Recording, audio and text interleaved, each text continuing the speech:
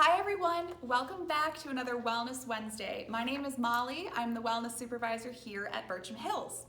So today I wanted to spend a little bit of time talking with you about arthritis, kind of what it is, how it affects us, and some of the different ways that we can work to manage it, especially as we move into this colder winter season. So most of us watching this video are probably very familiar with what arthritis is, either knowing somebody who has it or having experience with it ourselves. So arthritis is kind of an overarching term that encompasses joint disorders and joint pain, joint problems. There are actually over 100 different types of arthritis, and they all kind of range in severity and cause and how it affects the body. So it's a pretty broad category of different joint disorders. What a lot of us might not know, though, is that arthritis is not exclusive to seniors. I know most of us, when we hear the term arthritis, we think it's something we get when we're older, our joints are more worn out. But actually, arthritis can affect newborns, can affect children as well. Those types of arthritis tend to be more autoimmune because obviously their joints haven't been around long enough to really get that wear and tear. But arthritis is actually a condition that can affect people of all ages, genders, races, you name it.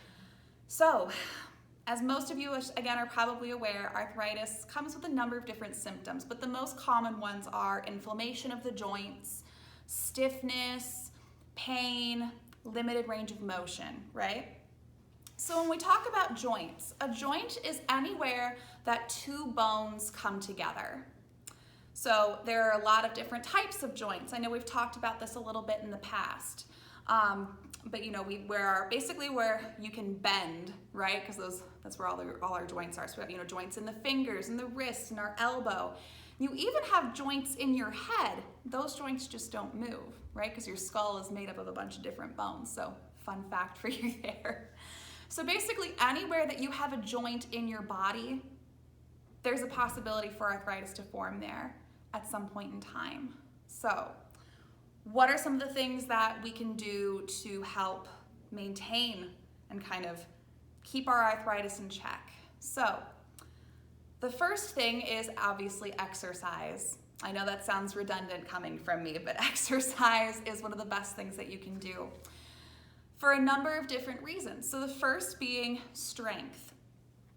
So we know that our skeleton provides the framework for our body, and our muscles provide the means for it to move.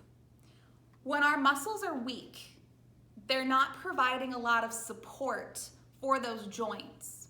So when we work on strengthening up our muscles, it's actually going to help give more support to your joint, especially when we're going about doing different movements. It's not going to take such a toll on the joint, and the muscle can bear a little bit more of the brunt of the movement there. Stretching, another big important part of exercise. We were talking about how arthritis can make us feel really stiff.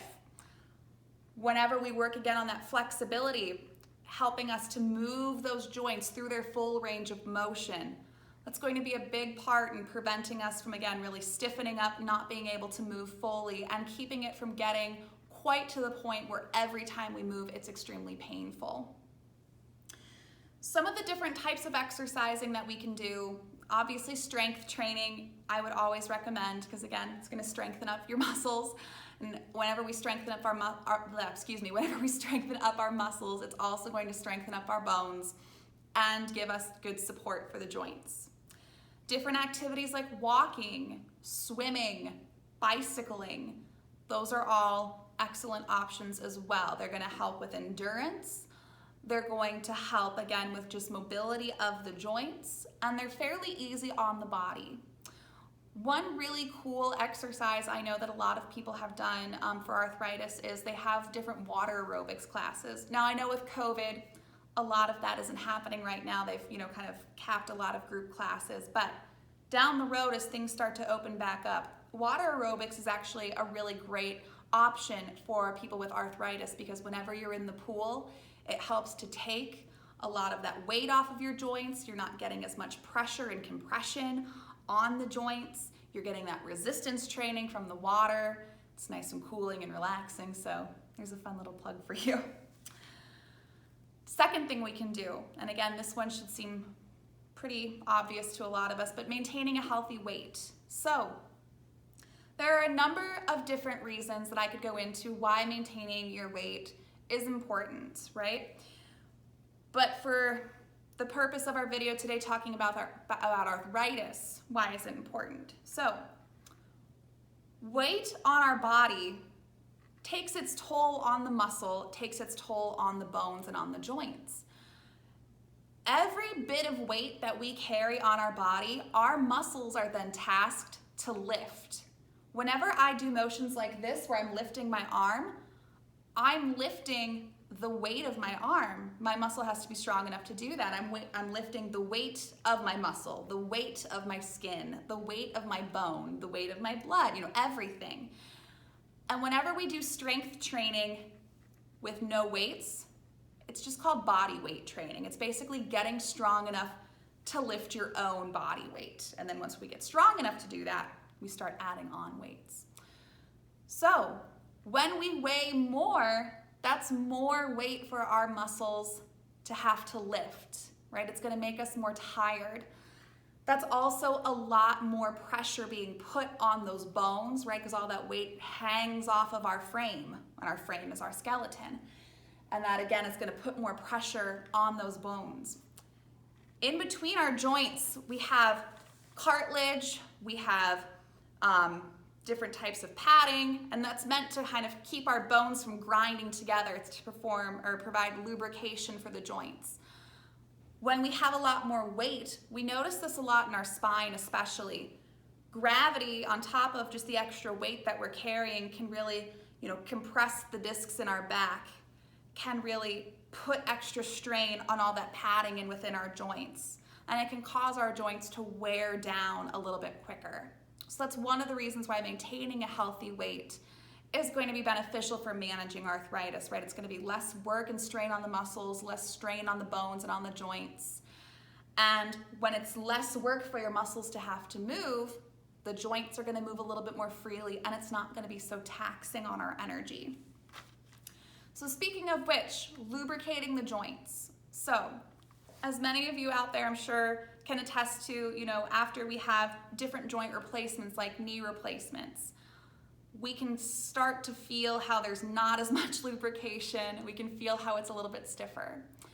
So one of the unfortunate things about arthritis is that when it becomes more advanced and more prolonged, more severe, it can actually affect the physical structure of our bones. A really good example, to bring to mind is when you see the really knobby fingers, the knobby knuckles, right? That is a physical change to the joint that is caused by arthritis. So, unfortunately, that takes its toll on the lubrication within the joint, how the joint moves. But one thing that we can do to try to maintain some of that is by adding in healthy fats into our diet. So things that are full of omega-3s. Some good examples are fish, avocados, walnuts, chia seeds, olive oil, anything with those healthy omega-3s. Those healthy fats do a really good job at helping to provide that lubrication in the joint. Will it fix it? No, unfortunately. But again, giving your body the tools to help itself where it can is always essential. So, overall takeaway from this post today, I really hope that you understand a little bit more about arthritis, some of the different things that you can do to maintain it, especially as we go into these winter months, these colder months. I'll give you one last little fun fact. So, well, it's not fun for those who experience it, but many people with arthritis can say, I can feel when it's about to rain. And there is actually some truth to that. So as the winter months start to roll in and all that lovely Michigan winter weather starts to follow it, two things tend to happen. The first is we start to get those cold fronts coming in, right? So one of the reasons why cold fronts affect arthritis is because that drop in pressure or that drop in temperature causes what's called our synovial joint fluid. And again, that's one of the things that helps to lubricate our joints. It makes it feel a little bit thicker. And when that fluid is thicker, it causes our joints to feel stiffer and not move as well. That fluid is there, again, to help with obviously lubricating the joint, but also to absorb the shock whenever we move and we have pressure pushed against our joints. So when that thickens up with the cold, it can cause our joints to feel stiffer and a little bit more achy. And the other thing that happens, again, with that whole weather change is that drop in barometric pressure. So when those pressure fronts come through, that actually causes our joints to expand. And when our joints are already hurting, that expansion can cause a little extra pain. So there is some truth to the notion of people saying, oh, I can really feel when it's going to rain, or I can feel when the weather's changing. And there's the science behind that. So keep moving, try to maintain a healthy weight, really try to protect your joints, fill your body with lots of, good, nutritious food. I hope that all of you have a wonderful rest of your Wellness Wednesday, and we'll see you here again next week. Thank you.